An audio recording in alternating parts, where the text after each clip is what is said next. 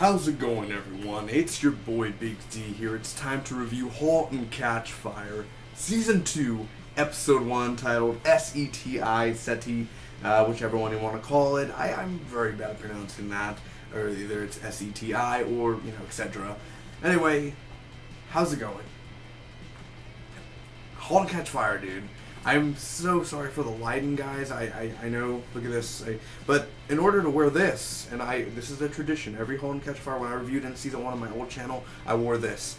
I'm not going to review the show without it, man. This is tradition right here. It's back. So I can't sit down with this. It's just going to be like, oh. So, excuse me, I'm going to have to do it like this, guys. So, it's back on. I've been teasing it for a while that I'm ready to put it back on, ready to get back to this world, and we're here. Let's get right to it.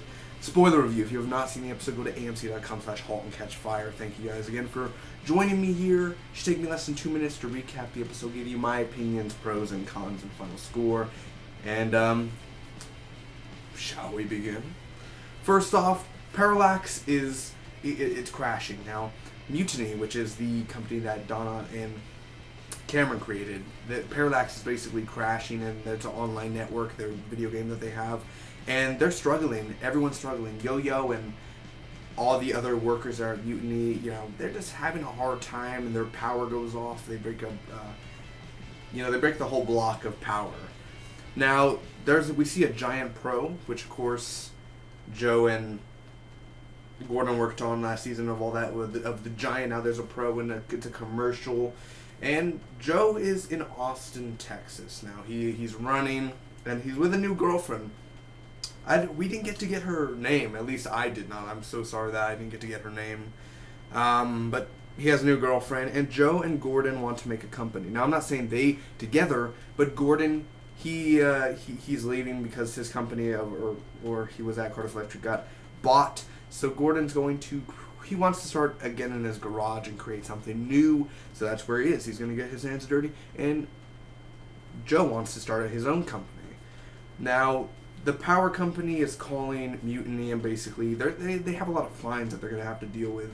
And Cameron's just making everything worse, and Donna's like, I have to always clean up after you guys. So there's a big, intense fight there between Cameron and Donna.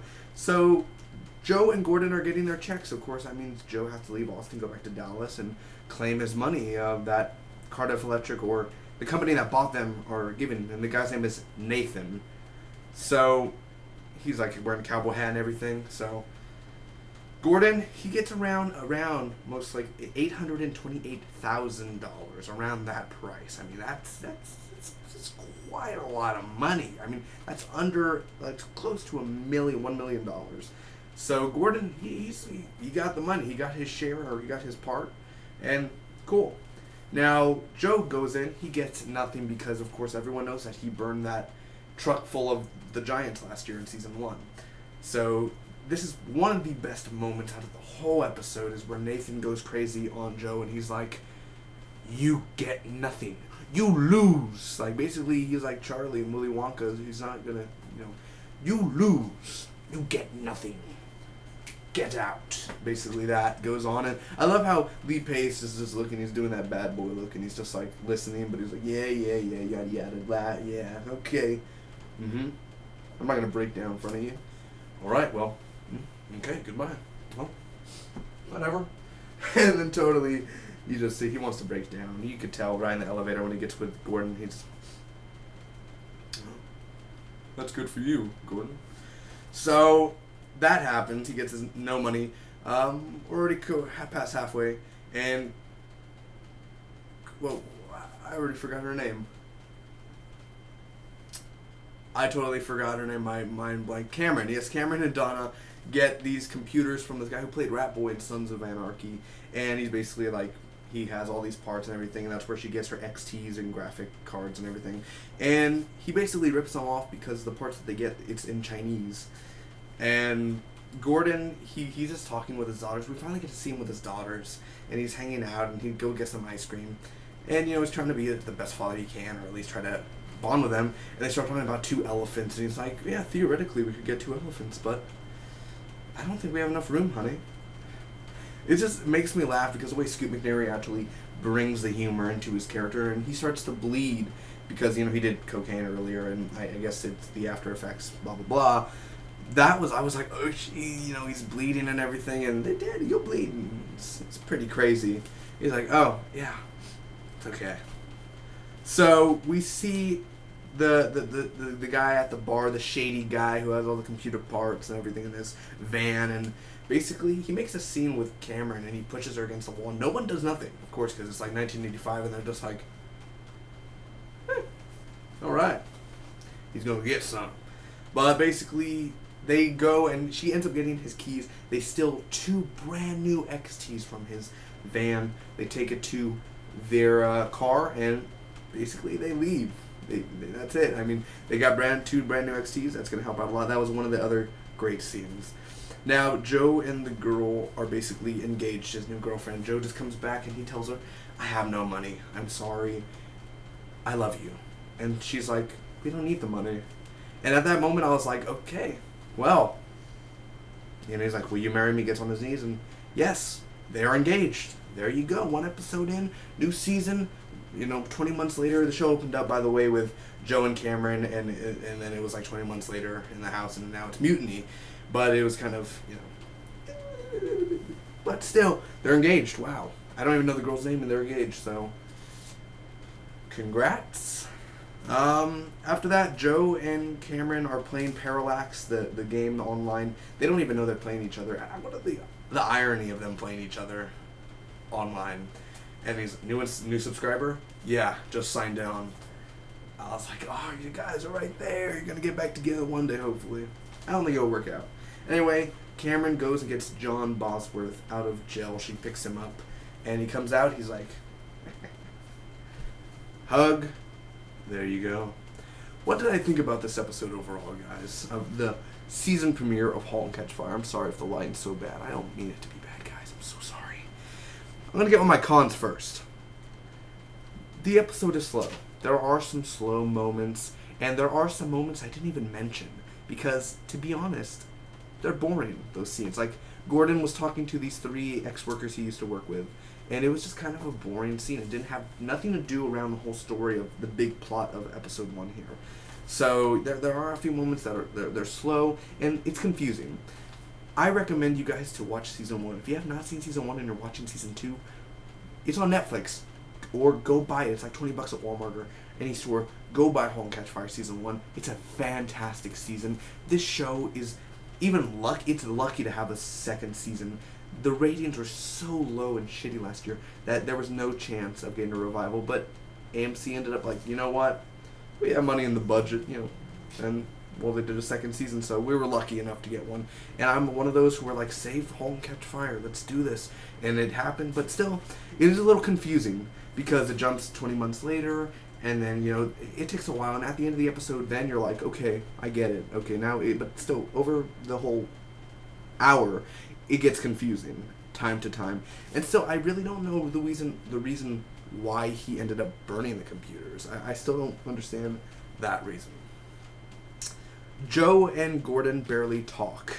That's one of the problems I've had, is that they barely talk in this episode with each other. All year I've been waiting for them to come back, and I know they don't really like each other right now at this moment, so I was kind of sad, like, oh wow, you guys, you know, do you get my letter? How's Shangri-La? You know, it's just kind of those awkward moments, and it's just a slow build-up right there. Also, we barely get to see Joe in this episode. Gordon's my favorite character, but still, we barely get to see Joe. Joe is literally the main character of Halt and Catch Fire out of all the main characters, and where's my Joe? He's only in there maybe like screen time 12 minutes, 13 minutes at most. Less than that, really. And I feel like Joe's faking it. Now, I'm not saying that Joe's faking the love with the girl. I'm pretty sure that's all real, but I have a feeling strong in my heart that Joe belongs with Cameron. It's just always the way it's been. And I feel like that right now he's just in a moment where he doesn't know what he wants to do. He's in a bad place right now, and like Austin's not a bad place, but he just doesn't know. We don't know what's going on here. So he'll get with a girl, maybe they'll break off the wedding, maybe they'll get married, and one day I still believe the end game he'll get with Cameron. Because Cameron, she's not with anyone saucy right now. Well, now.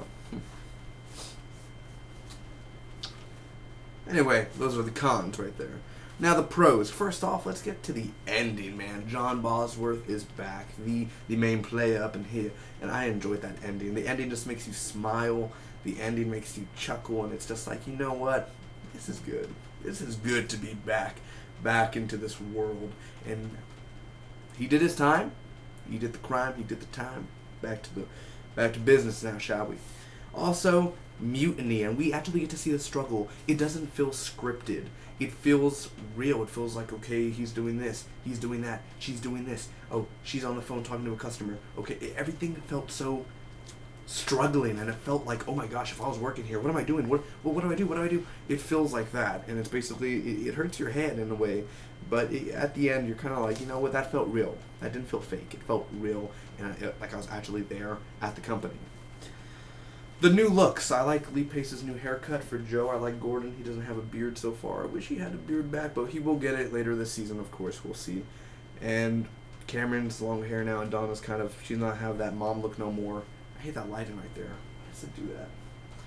Either way, yeah, the new looks. This episode is intense. Again, Joe getting yelled at and everything. Those are the intense moments that you want to look out for. And Cameron and Donna fighting, and then a little awkward afterwards, and then they get back with each other. They have a laugh, ha ha ha. So those are the cool moments. And Cameron and Donna getting the XTs, that was freaking awesome. You were like, don't get caught, hurry up, hurry up. And then once they were about to get caught, they drive off. You still want my number? Come on, you know you laughed at that one. Gordon's funny. Gordon's always been funny. Gordo. I mean, he's just so cool.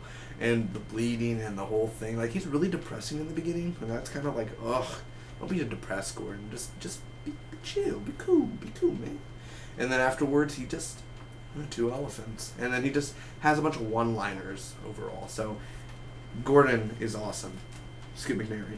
And the music. I've always loved the music of Halt and Catch Fire, even though I'm not familiar with all of the techno music.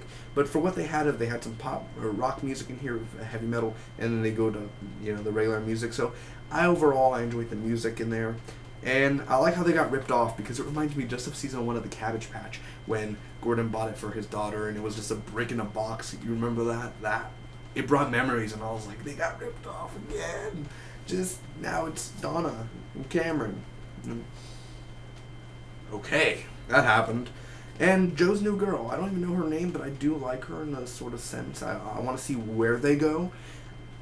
Will she get to join the team of Mutiny? Will she even be a big part of the season? They've been keeping that under wraps, so we'll see as the episodes progress. And the whole gaming aspect also is a very cool thing of seeing it begin.